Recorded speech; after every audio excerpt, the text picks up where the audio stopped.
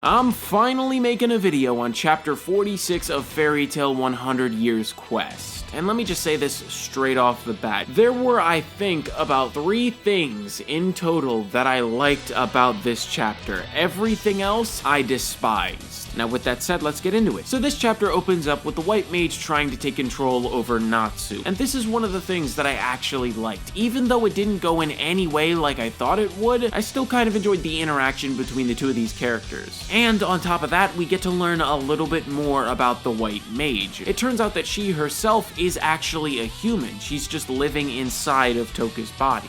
Why? She doesn't say. In fact, she gets like this somber look on her face when Natsu asks her why she's doing this, but then she goes back to doing her thing, which is whiting out Natsu. After that, Happy does some quick thinking and grabs the orb and throws it directly at the White Mage's back. And oh my word, it basically looks like she got hit in the back with a bowling ball, bro. That is a fractured spinal cord. But it doesn't look like any bones or spinal cords were broken because it just looks like she's got trees and crystals growing out of her. Now, the reason that Happy did this is because he remembered that the White Mage said that she can't destroy the orbs herself. She can't even touch them. And I guess this is the reason why. But now it's time to go from a really cool scene and interaction with some mystery and intrigue behind it, right? It's time to go from that to the polar opposite, something that I absolutely detest about this chapter. And that is the Mirajane and Elfman versus Scaleon and Mad Mole fight. I can't even call it that though, because after seeing all 4 of these characters in 2 panels, Scaleon dips in the very next one. That's right,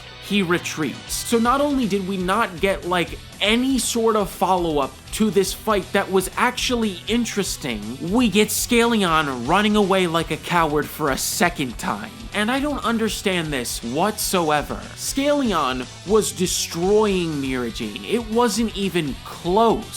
So why is he running away? And how does he have scratches on him? The dude is literally untouchable. He's Ash. That's the reason why he was dogging on Mirajane in the first place. It's because she couldn't hit him. And what irks me even more, bro, on top of all this BS, is the way that Gray is handled after Scaleon leaves. He acts like a complete and total coward.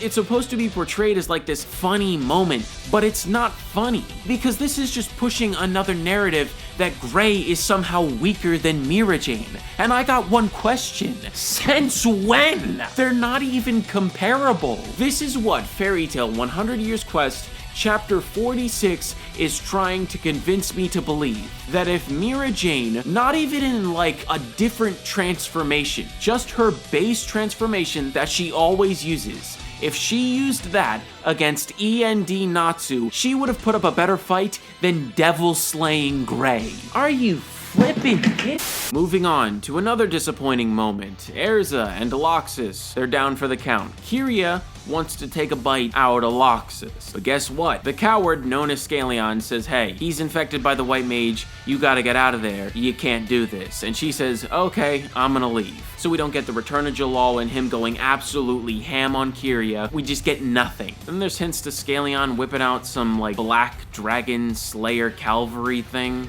I don't know what that's about. Honestly, I don't even care right now. And now on to the other 2 things that I liked about the chapter. It was really cool to see Wendy go Dragon Force. I mean, I hate this fight between Nabal and Wendy, but the shot of her going Dragon Force is epic as hell, boy. And this leads to us learning that the 5th generation Dragon Slayers also have a Dragon Force of their own, but apparently it's forbidden. I really wish that Kiria was like the first person we saw to use this type of Dragon Force. Like, could you imagine, okay? Just imagine this with me. Jalal walks up in the church. He sees Erza down for the count. He sees Kiria about to devour Loxus, and he immediately puts the blame for Erza's current situation on her, and he starts going at her like a bat out of hell, right? And in order to stop herself from being killed, she has to activate Dragon Force. She has to be the one to do this forbidden act. That would have been some heat. Anyways, thank you all very much for watching. I hope that you all enjoyed. If you did, make sure to like, comment, and subscribe, and I will see you all in the next one. Peace out, everybody.